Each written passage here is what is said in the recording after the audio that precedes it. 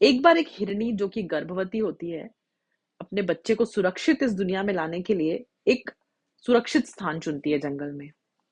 बड़ा अच्छा स्थान होता है, शांत, वहां नदी बह रही होती है, चारों ओर घने छायादार वृक्ष होते हैं। हिरनी को वो स्थान उपयुक्त लगता है, वहां जाकर बैठ जाती है। जैसे ही बैठती है, कुछ ही क्षणों में बहुत तेज कोलाहल उसे सुनाई देने लगता है और उसे एक क्षण नहीं लगता ये समझने में कि ये तो जंगल के राजा के आने का संकेत है। ये सोच ही रही होती कि उसकी नजर अचानक पीछे पड़ती है और देखती क्या है कि दूर से एक शिकारी घात लगाए बैठा है। ये दोनों चीजें देखकर, इन परेशानियों को देखकर उसने उसकी बुद्धि ने काम करना कम कर दिया होता है कि तभी उसकी नजर जंगल में दूर लगी आग पर पड़ती है, जो कि धीरे धीरे उसकी ओर ही बढ़ रही है। और इतना कम नहीं था, इन परेशानियों के बारे में सोचकर जब वो भगवान को याद करते हुए ऊपर देखती है, तो देखती है कि अचानक जो ऊपर का साफ मौसम है वो बदल चुका है, खुले आसमान नहीं है, बादलों से घिर चुका है।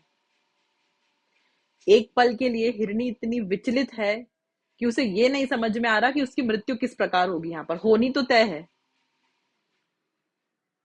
पर फिर अचानक उसका ध्यान उसे हो रही प्रसव पीड़ा पर जाता है और वो सोचती है कि इन चारों मुसीबतों पर तो मेरा कोई कंट्रोल नहीं है, कोई नियंत्रण नहीं है। हाँ, मैं अपने आखिरी दम तक ये कोशिश कर सकती हूँ कि जो चीज मेरे नियंत्रण में है उस पर अपना पूरा फोकस लगा दूं। और मेरा यहाँ ये कर्तव्य है कि कुछ भी करके अपने बच्चे को सुरक्षित इस दुनिया में लाने का प्रयास करूं। ये सोचती है और वो अपना फोकस वहां लगा देती है कि किस तरह उसका बच्चा सुरक्षित जन्म उसका हो जाए। कि तभी जोर से बादल गरजते हैं। इस गर्जन को सुनकर शिकारी का ध्यान भंग हो जाता है और उसका तीर जाकर शेर को लग जाता है। तो उसकी दो समस्याएं वहीं खत्म हो जाती हैं। और इतना ही नहीं, जैसे ही बादल गरजते हैं, तेज पानी बरसता है और जंगल की आग बुझने लगती है। और कुछ ही क्षणों पहले जहां हिरनी ये सोच रही थी कि सब कुछ खत्म होने वाला है, उसकी गोद में प्यारा सा उसका शिशु खेल रहा होता है।